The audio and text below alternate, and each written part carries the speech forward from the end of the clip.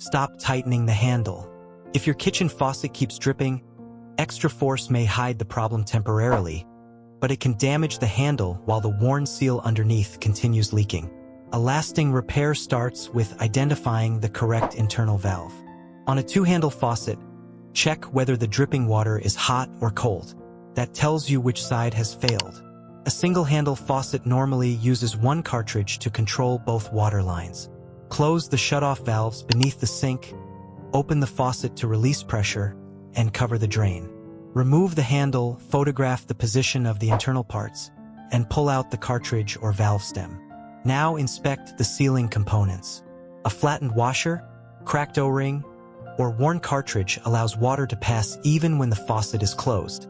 Don't cover it with sealant or reinstall the same damaged piece.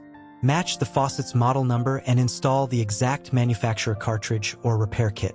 That is what turns a temporary adjustment into a proper repair.